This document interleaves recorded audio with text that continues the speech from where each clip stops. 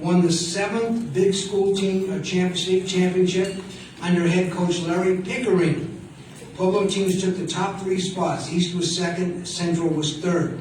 It's my understanding we might have some members of that 1976 team here tonight. If so, could you stand so we could recognize you? They told me, oh, they're going to be here. They're going to be in the crowd. I should have done what you did, Miles, and make sure. Okay, if they were here, you'd be applauding for them right now.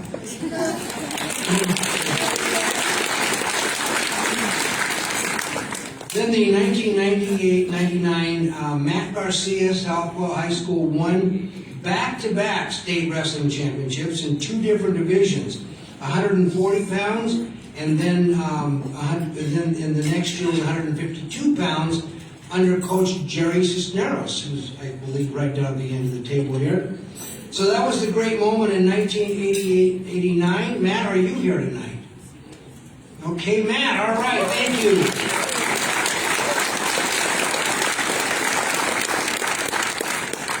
Thank you for not making me look dumb twice in a row. Thank you. And then in 2016, Pueblo East High School won its 3rd straight state football championship, a 3-peat, with a 35-6 win over Discovery Canyon.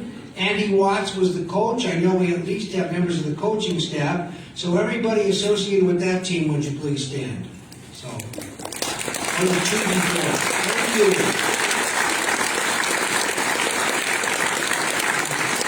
They came within a short putt, as a matter of fact, of winning it 4 years in a row. So that was pretty exciting. And now I believe we want to introduce all of our guests one at a time. Yeah, that's what it says, grand entrance. So let's do that. Okay, so the first person we want to introduce is Christie Koschke.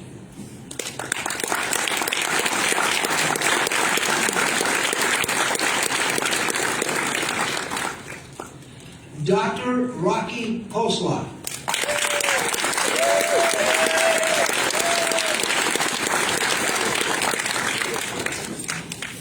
The next honoree is Joseph O'Shara, represented by his son Mike.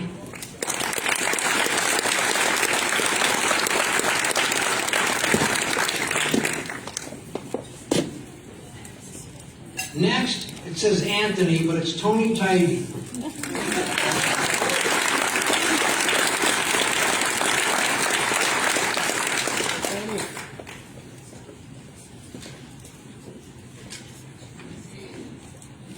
Next is Darrel Vaughan, represented by Everett Vaughan.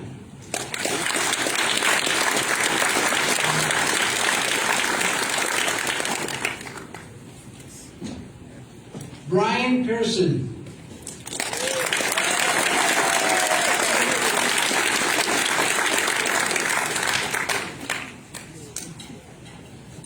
Nadia Lopez.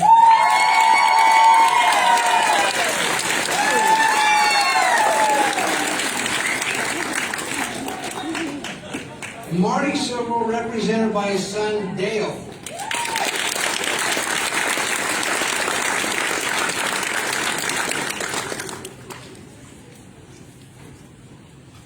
And then finally, Joe Taravella, and represented by Ruth.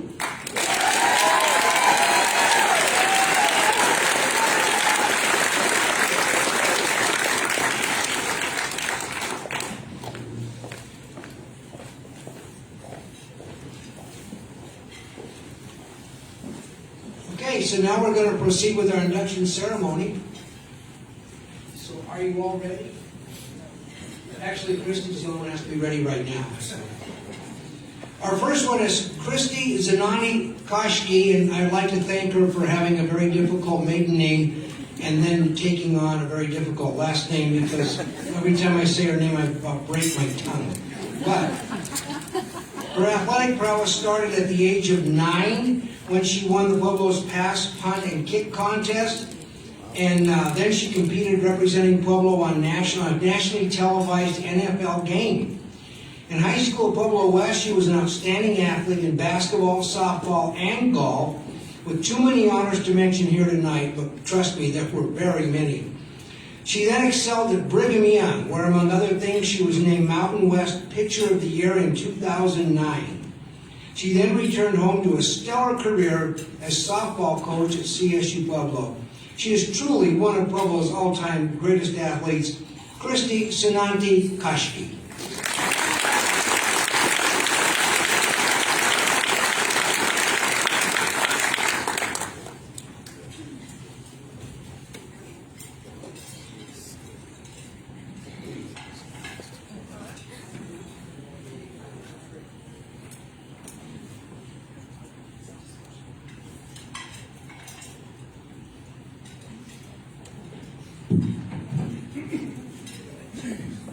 Thanks, Mike. You weren't too off. It's Nadia Koschke, so it's not that hard. I just first wanted to say congratulations to the other inductees. It's truly an honor to be up here with each one of you. And to the GPSA members, thank you for this opportunity and this recognition. I want to start off by thanking my parents, and sorry if I cry. This is different for me. To thank my parents, my brother, my family for always supporting me, for traveling all over the country just to watch me play games and watch me compete. I know I couldn't have done this without you guys. To my husband, thank you for becoming my biggest fan and my rock. But there's one special shout out I really want to give, and that's my dad. He's pushed me to be the very best that I could possibly be. He always demanded the small things and make sure I did things the right way. There were a lot of times where we did butt heads, but I know I wouldn't be the woman that I am today without him. So with that, I really want to say, I want to share a story with you guys, but I got to give you a little bit of background first. So when I used to work out, my dad was always my catcher, and he would always use the same glove that he used when he was younger, and this glove is beat up. It's worn down, it has no padding, and it has like this piece of plastic that sticks out of the top of it, and it looks like a knife. So I would always ask him, I'm like, how are you going to catch me with that? And his response was always, well, it's not like you throw hard enough. I can catch you without a glove. So I'm like, cool, Dad. So this story is no different. I came home my junior year from college, and it was Christmas break, so we went to the academy over at the fairgrounds to get a workout in. So I'm stretching, and I'm like, Dad, are you sure you can catch me? It's been a while. Well, it's not like you throw hard enough, and your ball doesn't move anyways. I said, all right, let's go. So we started warming up. I started throwing some drop balls, and a couple times through, he just kind of stopped there. And I'm like, are you okay? So, yeah, I think I'm just going to go to the side, and I'm going to watch. I'm like, why? He goes, I'm going to watch mechanics. So I happened to have one of my old teammates there, so I grabbed her, and I'm like, can you finish catching for me? So we did. And afterwards, I'm like, finally went to him, I'm like, dude, what's wrong? And he shows us his finger. I had dislocated his knuckle, and I just busted up laughing. I'm like, I thought my ball didn't move that much. He was like, it doesn't. It was the lighting. So thank you for always motivating me to prove you wrong. That was the same year I went on to win Pitcher of the Year honors at BYU. So thank you, Dad, and thank you, everyone.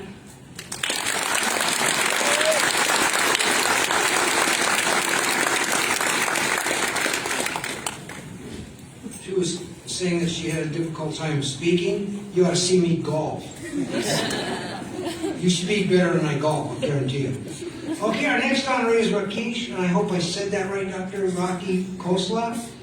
Dr. Khosla is considered the go-to guy in Pueblo when it comes to sports medicine, and small wonder.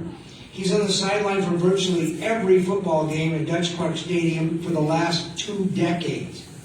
Dr. Khosla developed a concussion management program for District 60 and 70 and Colorado State University Pueblo, and that is now being used throughout southern and eastern Colorado at virtually every school.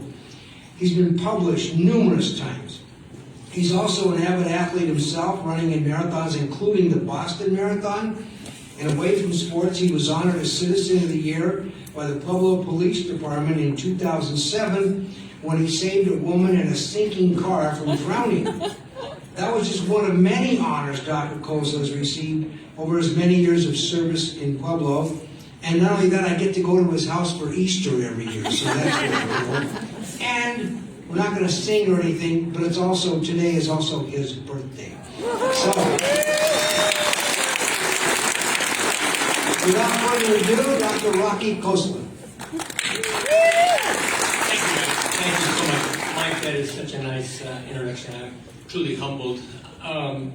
I think we should all be humbled because in the very first class that was inducted into this Hall of Fame was a guy named Earl Dutch Clark.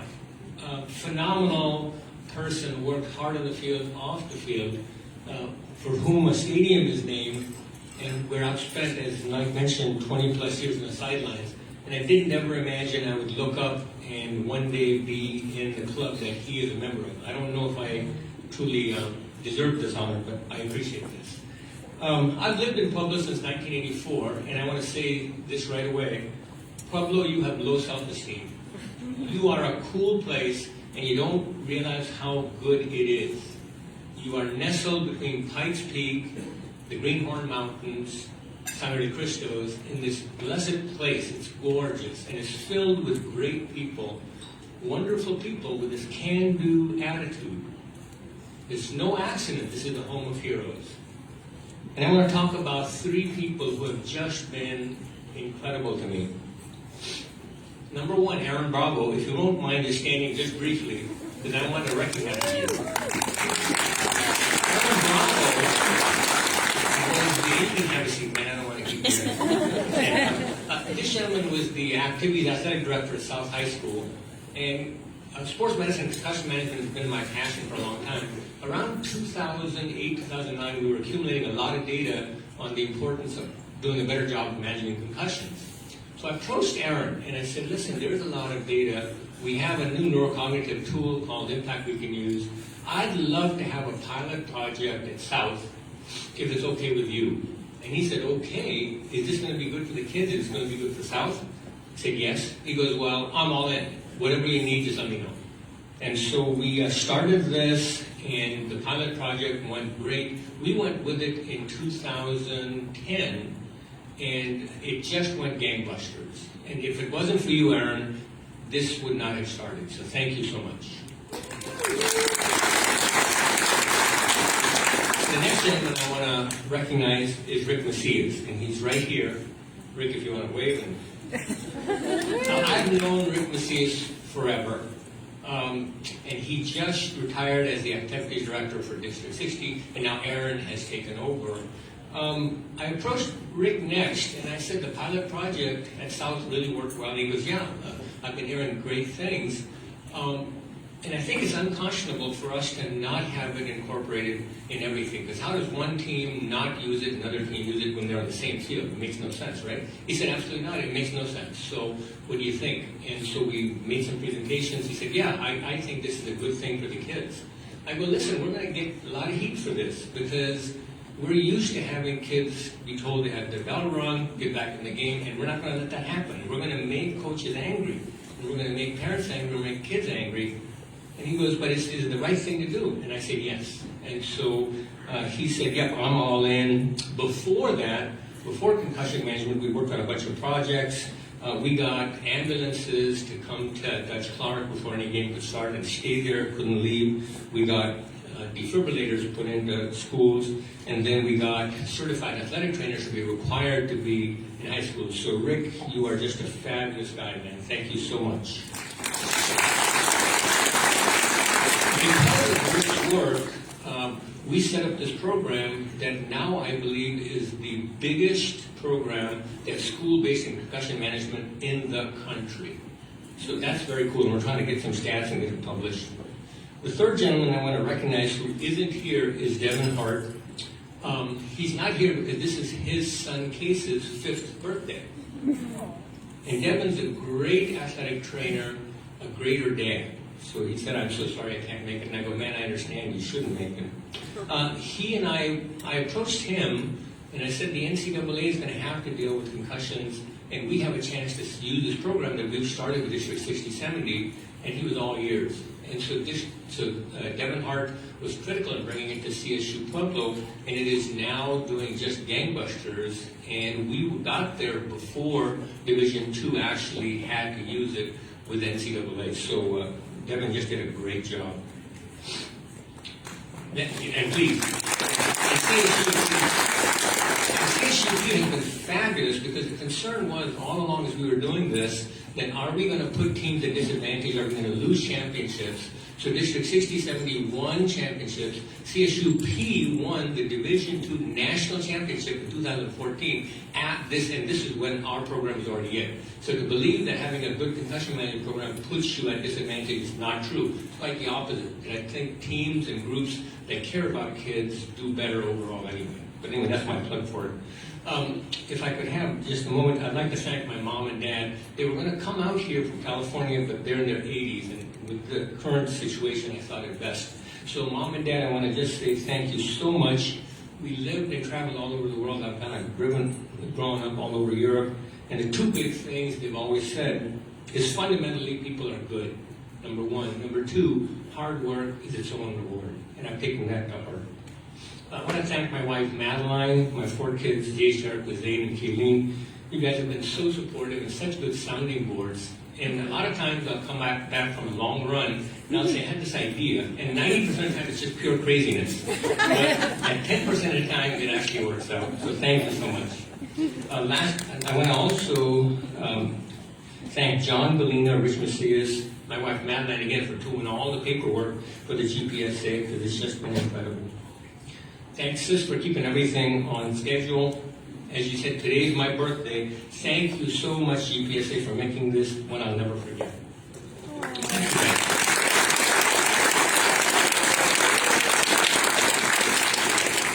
Thank you, Doctor, I don't think I ever heard a coach complain. And if you believe that, I've got an old Buick you might want to. I'm going to do a shameless plug. One of the daughters he mentioned, Jerica, is going to sing Friday night at the St. John Newman Catholic School auction. There might be a few tickets left. So, and she has a great voice. Okay, so now we're going to honor Joseph Michael Occhiato and his son Mike chose to do that. While Joe was a 3-year letter winner at Pueblo Central High School in the early 1930s, it was the sports he made happen in Pueblo that made him such an outstanding inductee into this Hall of Fame. In the 1970s, when the Pueblo Ice Arena was in its infancy, Joe sponsored and oversaw a ragtag adult hockey team, which became the talented Pueblo Peps. They played against club teams from DU, CU, and the Air Force Academy, and that's when hockey, most people didn't even hear of it in Pueblo. They participated in the U.S. Hockey Nationals in 1980. Joe was the president of the Old Timers Baseball Association for 34 years, and some of you who are a little bit older will remember that Old Timers once was the program in Pueblo. There was no other youth program in the summer, and that was it. And just on a personal note, when I was 28 years old, I was elected to city council, and Joe called me, and he said, hey, we'd like you to be on the Old Timers Baseball Board, which I then served on for 27 years. And I said, oh, that's really nice. I'll discuss that with I had a wife in those days. I said, I'll discuss that with my wife and get back to you. And he said, I don't think you understand. You are on the Old Timers Baseball Board. Joe didn't take no for an answer. He coached the Pepsi-Cola baseball team for 2 seasons. He was the founder and sponsor of the highly successful semi-pro team, the Olympia Brewers, from 1972 to 78. There was a time when actually a lot of the Denver Broncos would come to Pueblo for various events, and usually they came because they were sponsored and brought here by Joe Occhiato. Joe was involved in numerous non-athletic charitable activities over the years and ran one of the most respected and successful businesses ever in Pueblo, the Pepsi Bottling Company.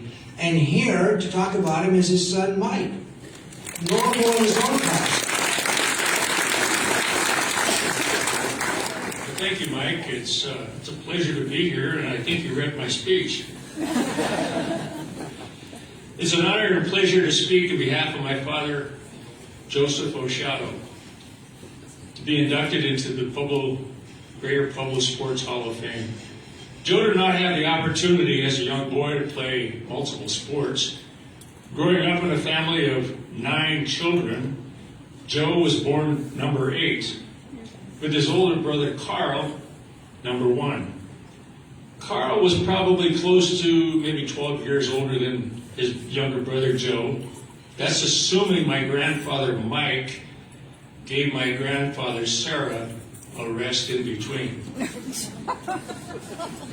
Joe had dreams of being a good athlete, dreams of attending the University of California at Los Angeles, where he was going to stay with his sister Mary and brother-in-law Nick Badavinik. He aspired to play football at the university level and eventually study law. His dreams never came to reality. Joe related many times how his brother Carl would drive up to the central practice field on the corner of Summit and Ormond with this old Ford coupe, whatever it was, with the big headlights and the spotlights and the whole works. They'd park by the fence and honk the horn and shout, "Joey! Joey, get your butt over here! You've got work to do! You got a truck to unload!" So that ended Joe's dreams to succeed in the college or the university. It was all work at my grandfather Mike's insistence. Joe was an avid sports fan and supporter of youth sports. As president of the Old Timers Association, their goal was to enable all young boys of all quadrants, race and nationality, the opportunity to play baseball in Pueblo. Closest to his heart was the many years he spent as president of the Old Timers Baseball Association, about 1946 to 1948. Is that correct, Mike? It was 34 years, I think it was longer. Okay. When he developed cancer around 1980 and later took his life. Joe's vision was to enable the youth of Pueblo to succeed in the sport of baseball. This took vision, coordination, cooperation, and commitment. He had team players on the board who shared the same vision, like Johnny Greco of Johnny's Coors Tavern, Captain Russell DeSalvo of the Colorado State Patrol, Red Leemaster, and of course, Herb Casebeer of Herb Sports Shop, and many others. At the end of the season, the Old Timers Association sponsored a banquet at City Park. Coors Tavern, the food, Joe, the Pepsi drinks, and then at the end of that event, they had the announcement of the most valuable player. Now, 2 years ago, while I was attending church at Mount Carmel, I received a rundown of events from one of the recipients of years ago. His name, Vic Velarde. I don't know if you ever remember Vic. He recounted his traveling alone by train to New York City at the age of 14. He said it took him 3 days. When Vic arrived, he was met by the second baseman of the New York Yankees, who then took Vic under his wings and showed him New York and the Statue of Liberty. He also had Vic sit in a dugout at one of the World Series games at Yankee Stadium. And he said, "They announced me and recognized me during the 7th inning stretch as Vic Velarde, the star player from the Old Timers League in Pueblo, Colorado." And I thought that was outstanding for Vic. He later attended Pueblo Junior College, played high school at Central, Pueblo Junior College, and played ball for the U.S. Army while stationed in Germany. Joe had a connection in New York for assistance in games, tickets, hotel accommodations through the Pepsi-Cola Company. Joe also had an intramural team of his own, which consisted of players like Frank Zerfas, Walt Pickard, Tony Oreskovich, Joe Paleo, Chuck DiPietro, Frank DeLeon, Cat DeJoy, and many others. Joe would drive him in a bear truck, which he had canvassed with canvas so that when the wind blew, everybody would get wet or whatnot. And I used to sit back there as a young kid with them. And then he'd feed them drinks, and then after the game, he fed them some of my grandmother's Italian sandwiches, which were huge. In 1977, Joe was approached by Ken Adair to sponsor an adult hockey team at the ice arena. Joe saw the potential to open another sport for young adults.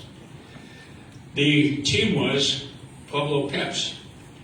Jeff King was the team coordinator. The Peps played other teams from the Air Academy, as Mike mentioned, the Denver University Club team, Colorado University Club team. And the reputation of the Peps continued to grow, and in 1980, they were led to Fairbanks, Alaska, playing in the National USA Hockey Tournament. That year, the Pueblo Peps achieved a record of 15 wins and 6 losses. They were so inspiring that my daughter took up hockey at age 6. She still plays, and she's close to 50. She's a teacher of my grandson, who's playing a League 2 hockey tournament, or hockey league in New Jersey. And he wants to be picked up by a major university. He's 6'5", he weighs 225. He's an awesome skater, and he's one hell of a defenseman. Later on, another opportunity came about. The Olympia Beer Distributors contacted Joe to initiate a semi-pro team at Redden Field. Joe recruited Jim Gradishar to coach the team. It was an opportunity to bring semi-pro ball to Pueblo. Joe and Jim Gradishar coordinated in the recruitment and afforded the players an opportunity to work at the Pepsi plant during the summer, because many of these players came from out of state, but they wanted to play for the Olympia Brewers. And so Joe said, I got just the job for him. I hope he didn't have him sort bottles like he had me doing when I was 10 years old. Well, this sparked an interest in semi-pro ball and also afforded the Redden Field a spark in attendance and income. Joe believed in affording every young student an opportunity to reach their dreams in life. In the 1960s, he initiated the Pepsi-Cola Foundation Scholarship at the new Southern Colorado State College to assist all students in reaching their goal. I could go on and on for a lot of different jokes that I had with him. But in closing, I'd like to say that I'm extremely happy and very proud that my father Joe was selected to receive this honor. In support of his time and effort helping young athletes of all race and color to achieve their dreams, to succeed and exceed in their dream. Speaking in behalf of Joe, I wish to thank you very much for this honor, and God bless you.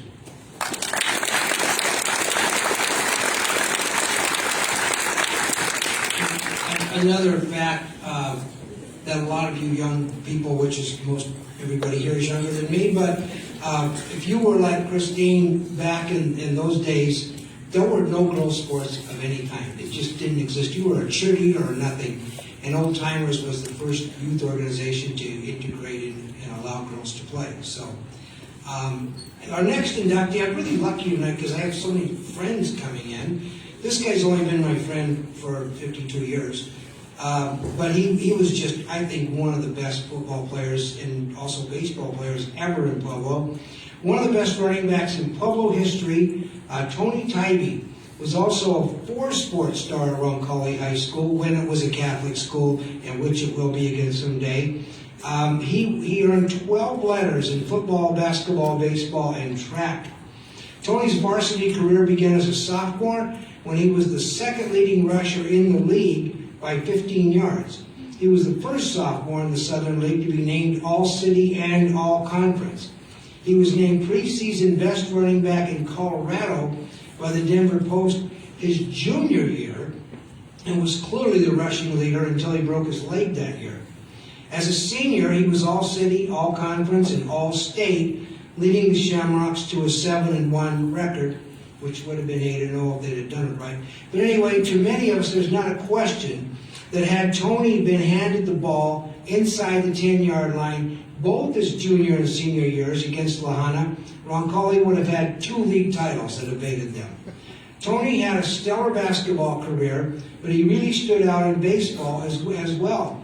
He was one of the outstanding players in the state championship Roncalli team in 1971, and he was the winning pitcher in the state championship win over Thomas Jefferson.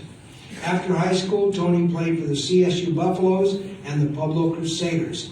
He became the athletic director at CSU-Pueblo, who oversaw the construction of the Rawlings Field, and he's a charter member of Friends in Football, and an all-around good guy, Tony Taibi.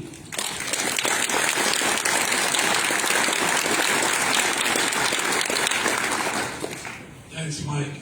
Excuse me. My memory does not serve me right much anymore, so I have to read this, and I apologize for that.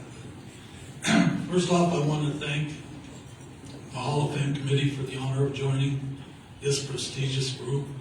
Also, thanks to Randy Eaton for nominating me, Joe Folda and my brother Chuck for the recommendation letters. I also want to offer my sincere congratulations to my fellow inductees. When you reach my age and have played sports your entire life, you have a lot of stories to tell your grandkids. Some of them are true, some are exaggerated, and some are pure BS. I do, however, want to mention a true story from the past that Mike alluded to. This year marks the 50th anniversary of Roncalli High School's baseball state championship. This team played in CHASA's highest classification group and won the state championship with a 20-1 record. What makes this story interesting is the group and their fellow classmates had to face their school being closed just days after this championship. Those that chose to attend Pueblo Central the next year repeated as state champions. Now, if you're under 50, you may not know that Roncalli even existed as a high school, closing its doors in '71.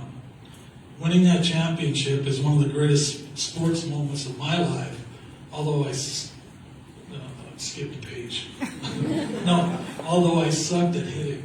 I didn't want to say that, that's why. It still inspires me. I'm proud to be part of that special group of guys, and I love and respect each one of them.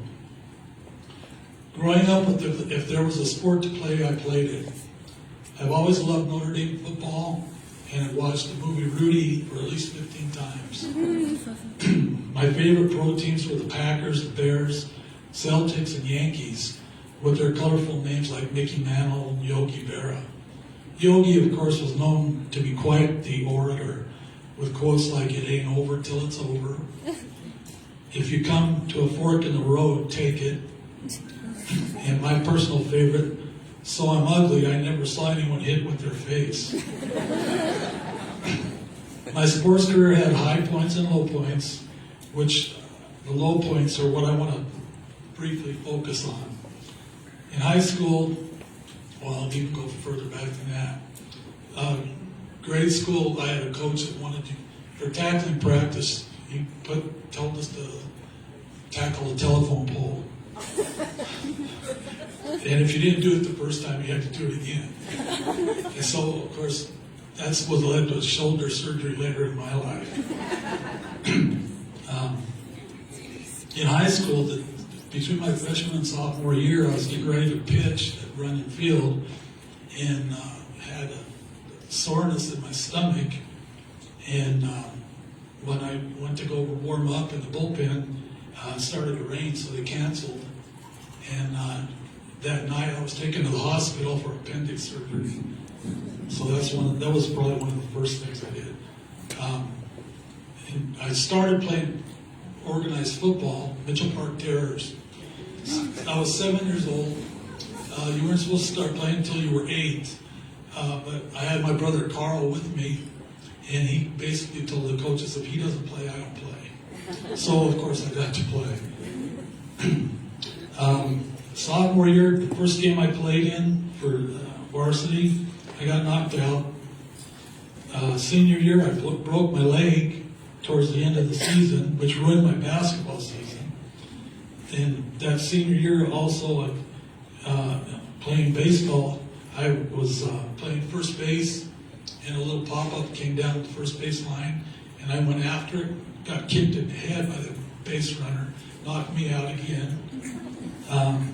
Played football for the Buffs from Boulder, but injuries and AstroTurf ended my college career after 2 seasons. So I started playing softball, synthetic basketball, flag football with many friends that I still stay in contact with. Excuse me.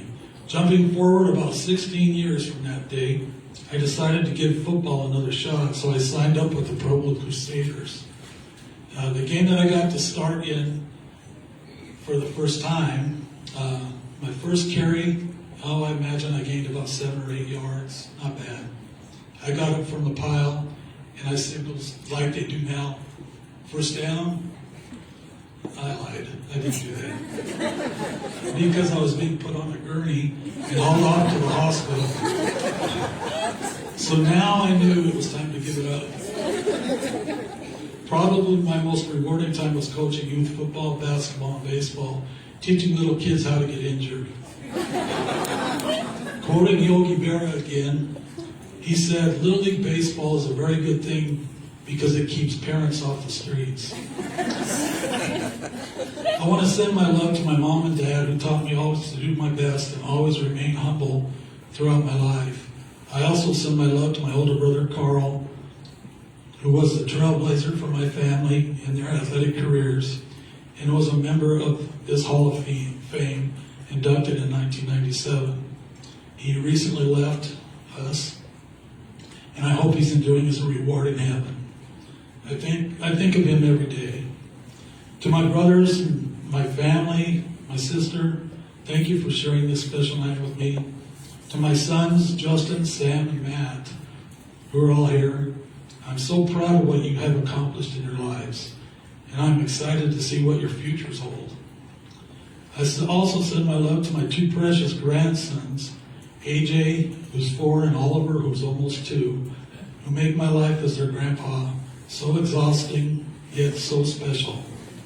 My thanks to my coaches, teammates, trainers, equipment managers, ambulance drivers, and hospital personnel, and anyone that sent me a get well card. Also, thank you to my friends all here tonight to celebrate with me.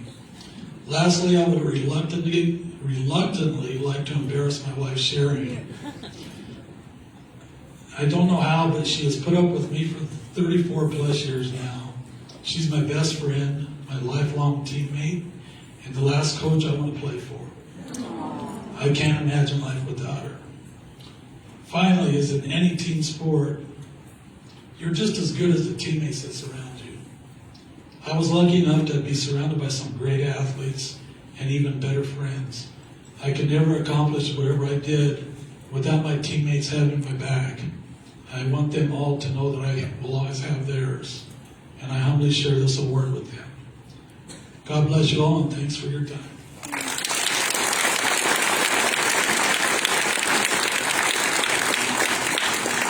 Total class act. There's another funny story about Roncalli baseball. One of Tony's teammates was Gary Lown, a very good pitcher, and his brother played when I played, and our coach at the time, Tano Rozzello, for some reason thought it was cool if you played baseball and chewed tobacco. We were in high school, okay, but he still thought it was cool. Luckily, I hated that stuff. But our pitcher, Gary Lown, the older brother, was chewing tobacco and throwing a no-hitter when he swallowed the tobacco, and that was the end of the no-hitter. So, we had fun at Roncalli, didn't we, Tony? Okay, our next honoree is Darrel Vaughan, one of the absolute toughest athletes in Pueblo history. Darrel started the Central team from 1963 to 1966. He was a 3-sport star, earning 7 letters, and was the leader of the 1965 state championship football team.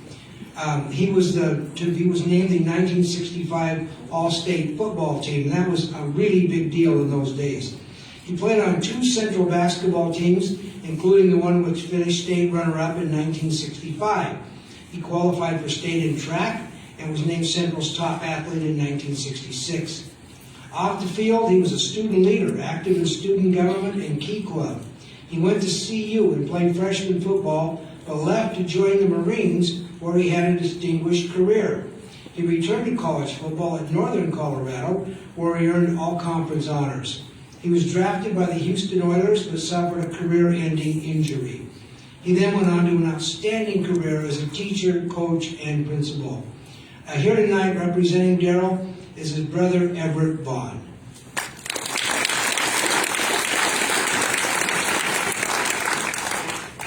Excuse me a second. Hello.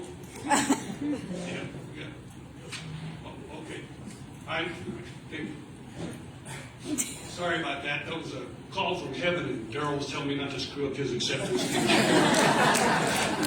At least I think it was from heaven. As I prepared tonight, the first thing I thought of was to ask myself, what would Darrel say to this group tonight? And I think he would say this: although this is an honor given to an individual, there are many people who are part of this award. As an athlete, coach, Marine, and in life, individual success is not achieved without support from others. That support comes from family, friends, classmates, co-workers, teammates, and brothers in arms. Whether that support is at home, on the field, in the classroom, or in the jungles of Vietnam. Whether they support you, that support builds character, determination, pride, commitment, and integrity in an individual. It did in Darrel. Unfortunately, some of those that supported Darrel were not able to make it tonight. Darrel would have wanted to thank these following people. First, Mom and Dad.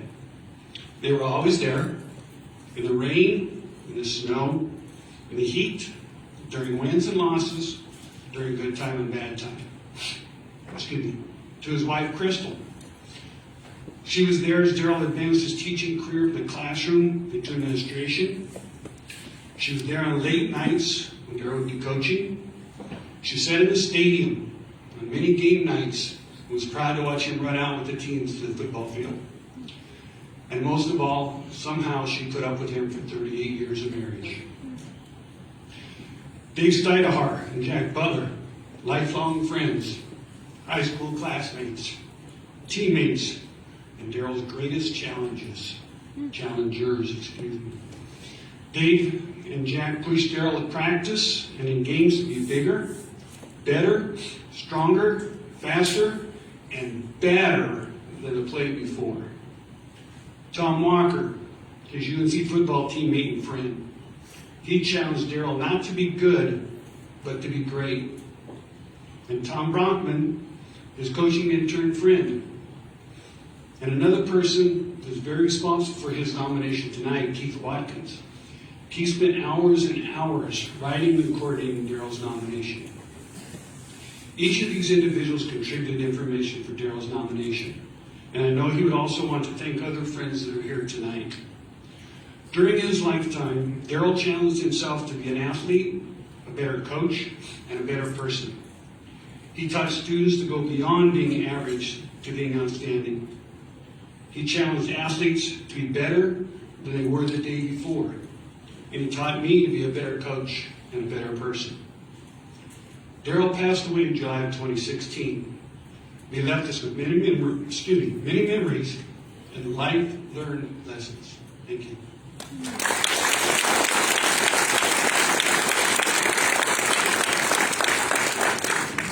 Thank you, Everett. That was a great phone call you got. Okay, our next honoree is Brian Pearson. Brian's achievements and contributions in the world of swimming are too numerous to mention, but we'll touch on the highlights. First of all, for those of you who have never swum competitively, that's not like what most of us do, go splashing around in the water. It is a nasty son of a gun, and it's not a very difficult sport to do. Brian's achievements and contributions in the world of swimming are too numerous to mention. However, he began swimming as a Vesper blue whale. I don't remember that. I remember the dolphins. And the Pueblo Aces as a youth, he won numerous awards. He was ranked 3rd nationally at one point. As a high school swimmer at Central High School, he won 2 state championships and 2 different events. He began his college career at the University of Missouri, but transferred to the University of Wyoming, where he won a number of Western Athletic Conference titles. As a coach, he's received numerous excellence in coaching awards.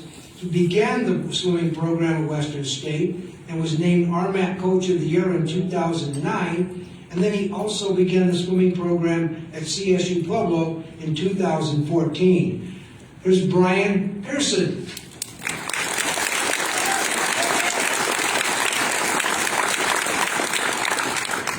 You know, this is a swim coaching thing, but everybody out there, you guys look so different with your clothes on.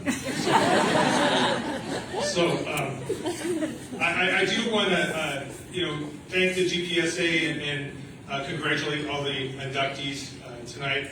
I do want to thank Joe Fulda and Coach Paul Polinsky, or Head Athletic Director Paul Polinsky, for putting up with me for several years here at CSU-Pueblo. As I received this award, I have to give special thank you to my sister Judy Davis and my wife Erica for making the GPSA a reality for me this year. Thinking how to express my gratitude to all those that helped me be inducted, I look back at how and why I chose to swim. In my family, it was obvious I would be a swimmer. My siblings Larry, Kenny, and Judy were accomplished swimmers, and Kenny went on to swim at Western State. My parents, Barbara and Buzz Pearson, I don't know, you probably know them through the years, helped start and run the Minnequa Club swim team in the late 1950s, the YMCA swimming program in the mid-1960s, and eventually were co-founders or founding family of the Pueblo Swim Club back in 1975. It wasn't a matter of if I started to swim, but when I started to swim. Soon after the original 8th Street YMCA was demolished for a good reason. The pool water was pea green, so it's probably good that they demolished that pool. The new YMCA was built in 1968 on Albany and 8th Street. After watching my siblings swim, I told my parents I wanted to buy a swimsuit and a jockstrap and start swimming. My parents kind of laughed at the fact that a 4-year-old wouldn't use a jockstrap quite yet. So, as I progressed as a swimmer, I saw thousands of youth participating in Pueblo era swimming and diving programs. Every pool had a swim team, and if you were in Old Timers baseball, you were in a swim program. In the late 1960s, the Pueblo City Swim Meet had over 900 swimmers and divers entered. This grassroots farm club style of swimming developed championship teams at Pueblo Central and several other programs like Belmont Club. These programs produced over 15 high school All-Americans in swimming and diving from 1966 to 1990. The 1981 Colorado State High School Swimming and Diving Championships had 5 Pueblo high schools in the top 12. So that speaks great volumes about Pueblo swimming. Many familiar local swimming and diving families, and you probably know some of these names, are Lewis, Lister, Lane, Roth, Haley, Elizondo, Townsend, Butler, DeRose, and Jimenez. These names, and the list goes on and on. My motivation to swim was simple. I liked the swim meet swag, all the t-shirts, and I really liked that girls played with my chlorine-damaged hair. So ultimately, my accomplishments were a culmination of help from others. My parents and family giving up nearly every weekend to attend swimming meets all over the country, spending inordinate time and resources to indirectly pay for my collegiate career. Coaches, parents, and friends waking me up and wrangling us all together for swim practices. Linda Morgan, I don't know if you know the Morgan families, J.P. Morgan, he was a professor here at the university. His daughter, Linda, rode her bike every morning starting at 5 a.m. from La Vista Hills, and we rode to Mineral Palace Park, rallying 30-plus swimmers to ride our bikes to practice every morning. I've accomplished many of my goals because of other people. Getting a Division I scholarship, 2 state high school titles, 2 junior national records and titles, 3 collegiate conference titles, school records that still stand. I was a U.S. national finalist. I had times that ranked in the world's top 10 for my age group. I was the NCAA qualifier and had the privilege of defeating world record holder Matt Biondi at nationals. During that was probably the culminating event of my life, is when I beat Matt Biondi. My older brother Larry was there, and up on the podium, Matt Biondi exclaimed that, "Where the hell's Pueblo, Colorado?" So nonetheless, injury and 3 surgeries dashed my Olympic aspirations. After the 1988 Olympic trials had passed, my college coach Mike Doan told me, Brian, you have had an amazing swimming career. Now it's time for you to hang up your swimsuit and pick up a stopwatch. So taking his advice, I followed coaching. Along the way, leading thousands of youth from Denver, Grand Junction, Sitka, Alaska, Colorado Springs, and Colorado College to revitalize their program, to Colorado Mesa to create a national powerhouse, hosting alumni events with my brother Kenny to reignite the Western State program, and recruiting for Adams State, and finally home to Pueblo to start the program here under the tutelage of Coach Fulda at CSU-Pueblo. The GPSA member, Bob Haley, he's here tonight. Bob told me that the sign of an influential coach is based on the number of athletes you have helped. And so, Bob has helped several thousand athletes, as well as Keith Townsend. He's one of my former coaches. He's here tonight. I just am glad that I chose coaching. So, in my late 20s, I told my parents I chose to become a coach. However, coaching chose me. My proudest and most defining moments are not as a coach or as a swimmer, but as the father of two wonderful children, Jay and Camden, and husband of a loving and supporting wife. They complete me. Thank you all, and God bless Pueblo.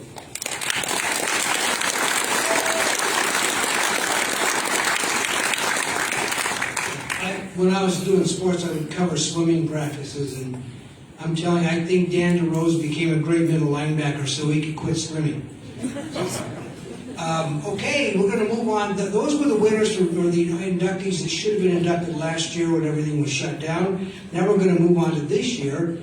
We have 3 inductees, and the first is Nadia Lopez. Nadia attended Pueblo South from 1992 to 95. She played point guard in basketball and goalie in soccer. She achieved the reputation as a hard-nosed, tough, and talented player. When we start listing her achievements, especially in basketball, you will think we made them up. Nadia led the Colts to 3 consecutive state titles from 92 to 95, was the team's leading scorer during that time. She was the only freshman on the first team. She was named to three All-South Central League teams. She was named the Channel 4 5A Player of the Year. She scored 10 consecutive free throws to clinch the victory over Centaurus. In soccer, she was the goalie on the first South High team ever to win the SCL championship. She allowed only 6 goals all year and once had 26 saves in 1 game. She then attended Otero Junior College and played point guard. Outstanding athlete, Nadia Lopez.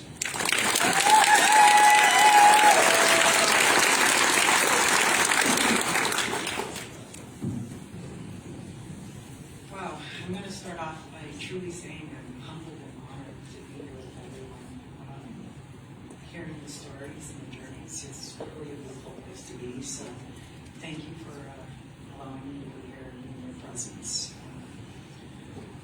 Randy, you kind of got the energy moving. I was a little bit nervous initially when you said you were going to do this. And you came up to my shop in Denver and you looked at me and you said, Nods, you're deserving. And little did you know I had a mantra written on my mirror, and it said, I am deserving. So, Randy, thank you for getting the energy and the movement going, and thank you for all the tedious work to allow me to be up here. The GPSA, again, thank you so much. I'm truly humbled and honored. I'm going to start off with my mother. My mom was one of my biggest basketball fans. She was a hard worker. We didn't have a lot growing up.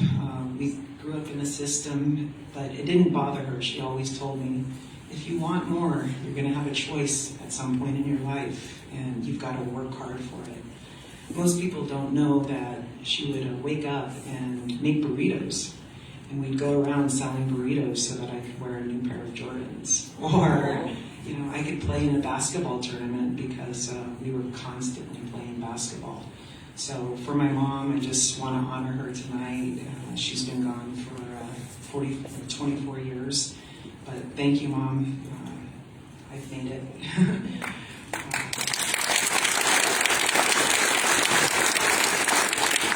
And then my pops, James Silva, he took on 4 children and treated every single one of us like we were his own. We actually got to go to the YMCA, and he was the first person to teach me to shoot a basketball. And he had a beautiful shot, and I remember I'd always watch, and he'd tell me the form, it's all about the form and the follow through. And I would shoot for hours and hours and hours. Not only did he teach me to shoot a basketball, but he also gave me the idea of kindness, love, structure, and the importance of family. So thank you to my pops. He wasn't able to make it tonight. He was a little bit under the weather, but I appreciate you. Now I'm going to mention a name that all the basketball players over there know, Dave Matas. Dave had this really, really big van, and we were the Running Rebels back in the day. We were the first traveling basketball team in Pueblo. And Dave would get us all loaded in his van, and we would go to Fort Collins, Boulder. His van broke down one time, and Dee Dee called a couple people, and me, Lisa Siders, Shiloh, Andrea, and Stacy Mack all got into this little 2-door Mustang and headed up north to play, and got out of the car and won the game, and with no coach, of course. But Dave, he sacrificed a lot of time.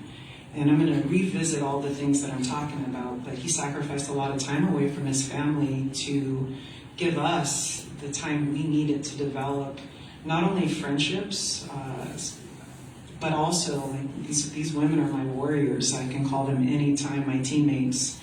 And they played a big, big role. Shannon, Shiloh, Dee Dee Dominguez, who am I missing? Lisa Siders, Andrea Bermudez, Stacey McWilliams. All those people I still talk to and know, and I owe that to Dave because he gave us the court time that we needed.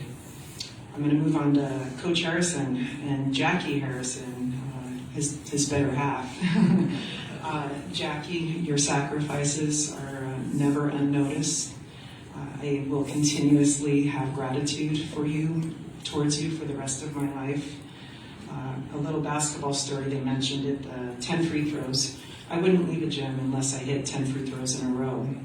And it was my thing, I had to hit my 10 free throws. And one night, it was 8 o'clock, I'd get to 8 or 9 and I'd miss.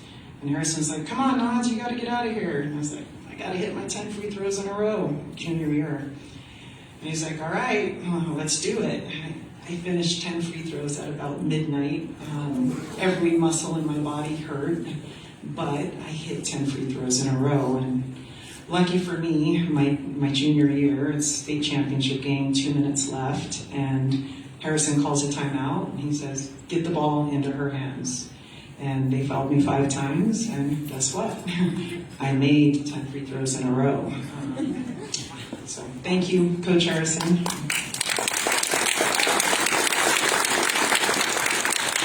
Miss Thompson is also here, and I know she's probably like, I can't believe you're doing this.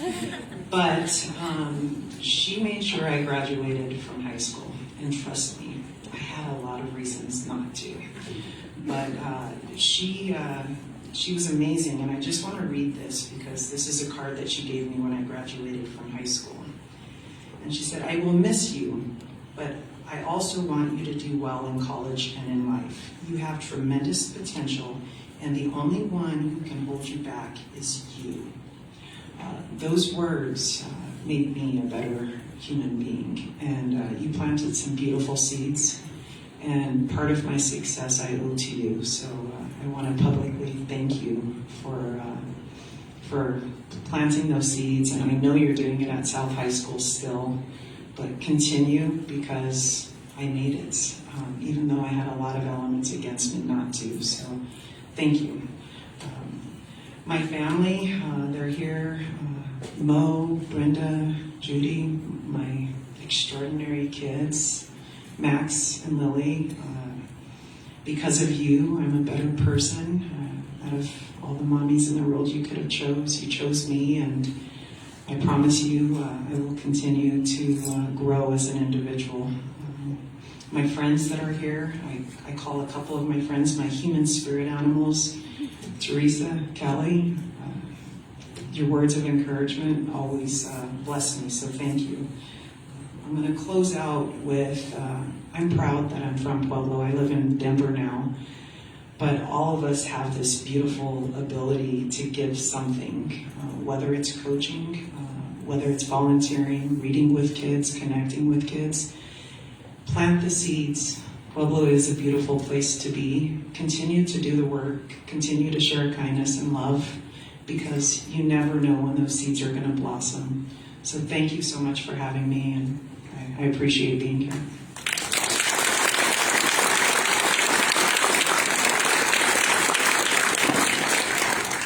The 10 free throw story is great. That's awesome. Our next honoree, when you think about how amazing this guy was, you think, shouldn't he have been like in the first class? But it's Marty Servo. I didn't know it was Mario. It's Marty Servo. And Severino was his name before he became Servo. But he was one of the greatest, if not the greatest boxer to ever come out of Pueblo. He won the World Welterweight Championship on February 1st, 1946. In his career, he had a record 47 wins, 4 losses, and 2 draws. And when he lost, it wasn't to nobodies.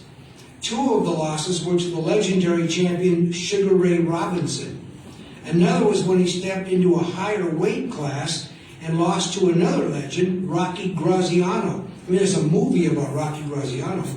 That fight ended his career because of the injury suffered. After his career ended, Marty returned to Pueblo, married Carol Pasurcio, and began a career at CFNI. He continued to mentor youth and youth activities for the rest of his life.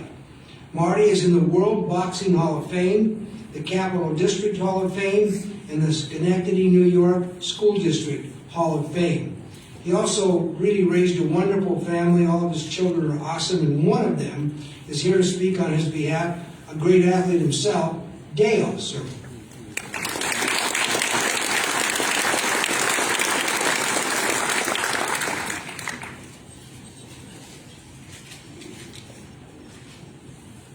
As you know, my name is Darrel Servo, and I am so proud to be up here on behalf of my father, Marty Servo, the welterweight champion of the world. You know, my dad knew what he wanted to do at an early age, and that was to fight. And let me tell you, he was damn good at it. He had 95 amateur fights. He won 91. He won the Diamond Belt Award, and he even also won the Golden Gloves. In 1938, my dad turned professional. He was only 18 years old, and my dad won his first 42 straight professional bouts. I was one of the best stars in the history of boxing. You know, he fought such great champs as Lou Jenkins. He had 2 close 10-round decisions with Sugar Ray Robinson, and he even also fought Rocky Graziano. You know, in 1942, during World War II, my dad joined the United States Coast Guard, and his commanding officer was the heavyweight champ of the world, Jack Dempsey. After 3.5 years in the Coast Guard, my dad went back into the ring. And on February 1st, 1946, my dad had a shot at the title.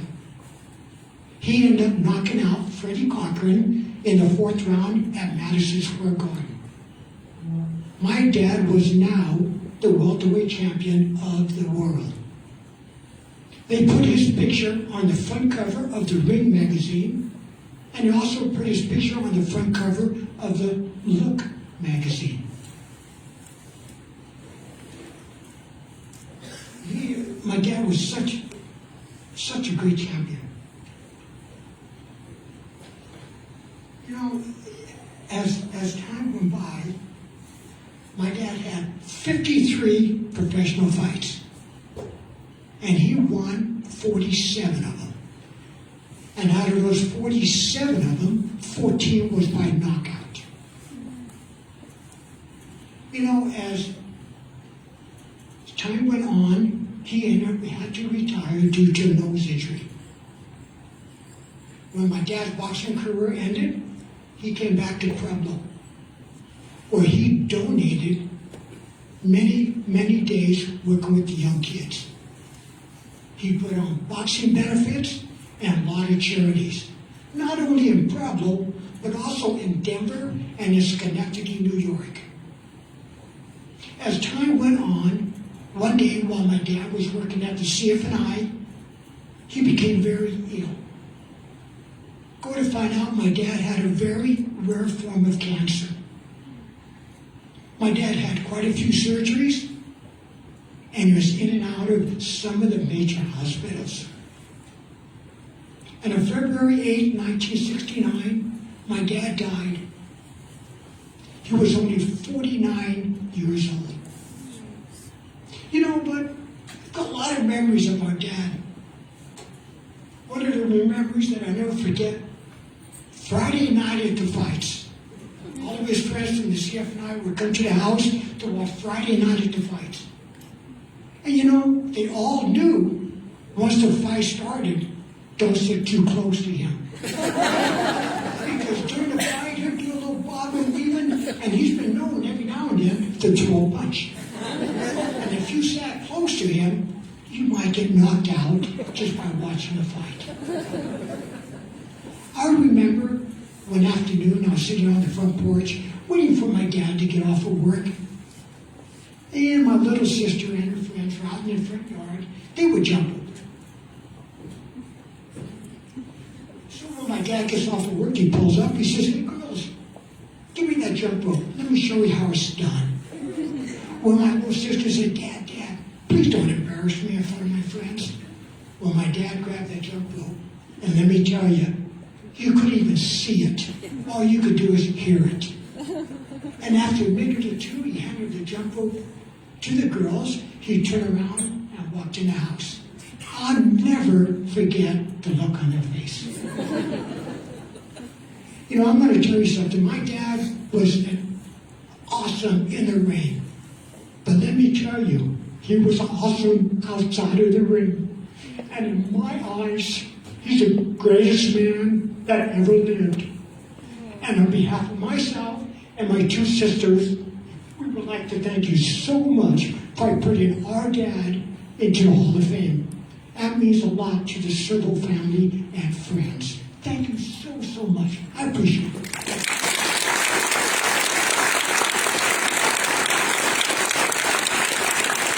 That was great, Dale. My dad was friends with Marty, and he would tell us these stories like Dale was telling. I said, "What, you know that guy?" And it was amazing. And by the way, Friday night fights at our house, Dale, you didn't talk to my dad. You just did not talk to him. It used to be a huge sport. Our final inductee, we saved a really good one for last, and it's Joe T. Taravella. He was an athlete, certainly, but he really made his greatest contributions to athletics and youth development in general in his 31 years as a PE teacher, football coach, and football official. Joe was in the first class ever at South High School. He scored the first touchdown in the school's history and also the longest kickoff return in the school's history.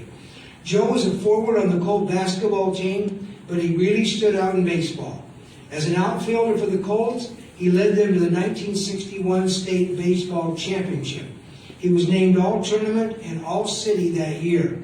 He also stood out in summer baseball on Pueblo's American Legion teams. Joe then went to Southern Colorado State College, which is now what we are calling CSU-Pueblo, where he played outfield for the Indian baseball teams for 2 years. Here to acknowledge his induction tonight is his wife and widow, Ruth.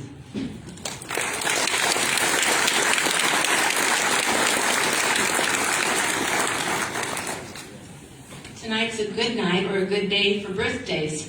My little Arlie Jo is 10 today, and she shares a great birthday with Dr. Khosla.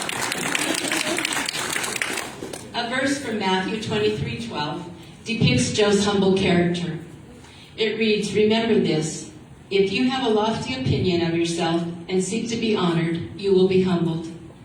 But if you have a modest opinion of yourself and choose to humble yourself, you will be honored.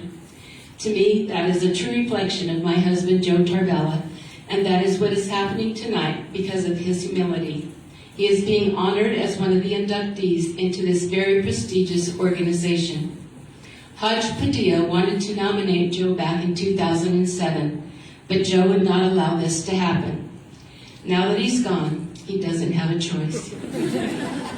I would like to thank his sister Joe's sister Annette, for nominating him posthumously for this great recognition. Unfortunately, she and her husband couldn't be here this evening. I would also like to thank the committee for electing Joe into the GPSA Hall of Fame. Joe was a great PE teacher. He didn't just throw out a ball. He ran a tight, disciplined ship and taught his students skills that they could use for a lifetime. It has been so obvious throughout the years that his students loved and respected him for this, because no matter where we were, his past students would always come up and speak to him, and you could see they had so much admiration for him. Joe loved playing ball, and that passion carried over into his coaching. He always gave something extra for South, be it as an athlete or a coach. He scored the first touchdown, as Mike said, in South High School's history, and was instrumental in bringing his South players in both football and baseball to league and city championships. He excelled at his favorite sport in college, which was baseball. He was always known for his great throwing arm from the outfield. He was the pitcher on his 1979 state championship slow pitch team and took them all the way to the Nationals in Illinois. His dedication, work ethic, and commitment were unending because that's how he lived life. Joe's real passion was coaching. It was a part of his DNA. It didn't matter if it was a neighborhood kids or family, old-timers, high school athletics, or legionnaires who took state, or our daughter's fast pitch team. They were going to get his all. He had a special place in his heart for our daughter's team, the Millers girls. They earned a lot of hardware under his leadership and built a bond that will last forever because of his role modeling and that of the other two coaches, Sam Cordo and Buddy Macaluso. One of his favorite players and favorite people, Shelley Cordo Foster, said it best: a good coach changes the game, a great coach changes lives, and that's what he did. Joe took up golf when he was about 40, but still managed to acquire at least 7 hole-in-ones. All but one were on number 14, which is now 17 at Elmwood. Our daughter and granddaughter took his ashes for a final ride on the golf course and stopped to take a picture on number 17. They teased me that they spread his ashes there, but they really didn't. 2 months before Joe passed, he shot his age, not bad, 77. I am so proud of him in every way.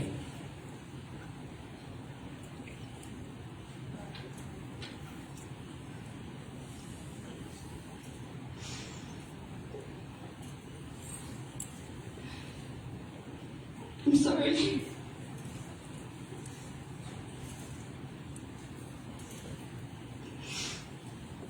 Although he was a great athlete and coach, he was more than that. He was a great human being. And my friend Bill Genevieve said he should be in the Hall of Fame just for that. Joe was the best husband, father, and papa that we could ever ask for. He loves us with all of his heart. We miss you, Joe T. And wish that you could be here tonight to receive this honor in person.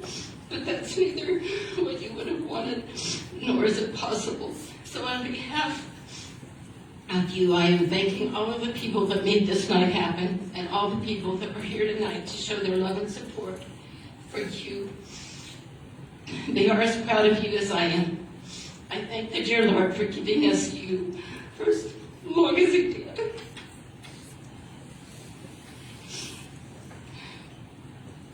Because he touched so many lives in such a positive way. Congratulations, Joe T. I'm sorry.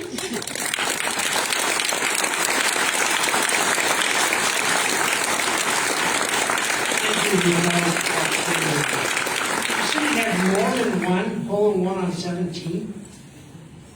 Have you ever played 17 at City Park? That's like the longest par 3 in the world. I can't hit the green. Okay, that brings us to the end of our evening. I want you to please do another big round of applause for the inductees tonight.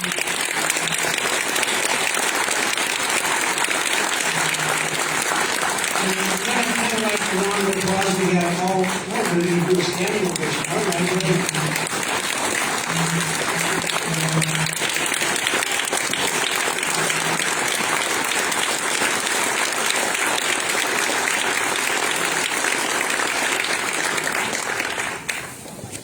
And I'd really also like to mention and honor the new leadership of the GPSA. They took over right after COVID, so they had a lot of work to do rebuilding 2 years' worth, and they all did a great job.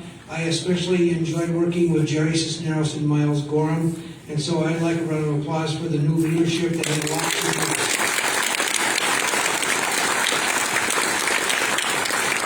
This is an honor to do this every year. It's a great organization and a great event. So thank you for letting me do it again. Now they have no further use for me, so I'm going to introduce Jerry. And then after Jerry, Kirk will do our benediction. And I'm supposed to tell you to drive safely and all that. So.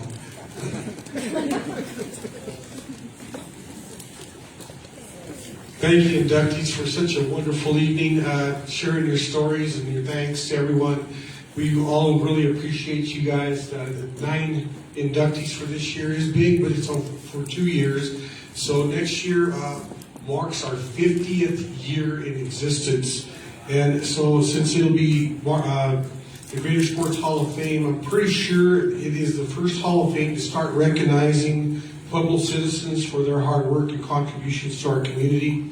So next year we'll probably need a little bit of help financially to make next year's banquet a special tribute to the association for 50 years of dedication. So keep that in mind. We have some ideas that we'd like to do to kind of bring forth to kind of make it special. They're all special years. The year that I got inducted in 2002 with Dan and Steve Henson and some of those guys, they're all special years, but 50 years is a pretty long time to be in an organization, and I'm pretty sure it's one of the first ones. Pueblo South, Centennial, some of those have been around. Central, they're starting to do their Hall of Fames, but this one is probably the big one, the one that we really get honored and thankful for. The McCartney awardees, if you happen to still be here, I have something for you all, and then all our inductees, I want to give you a little something as well before you leave. So thank everyone for coming this evening. It was a pretty great evening. It's hard to do these things in a couple hours, but we kind of managed to do that. So we still have a little bit of evening left where you can go home and rest. And like Mike said, be safe on the way home. Thank you for coming this evening. I'm very proud to be a part of this. Thank you.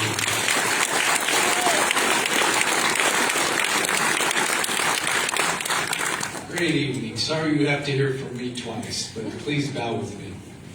God, thank you for a great night for the GPSA, its leadership and officers over the years for celebrating the lives of 371 athletes, coaches, and supporters of Pueblo's rich sports history and the camaraderie and friendships that have been forged over time. Please get us all home safely, and we look forward to getting together next year for our 50th annual banquet. Amen.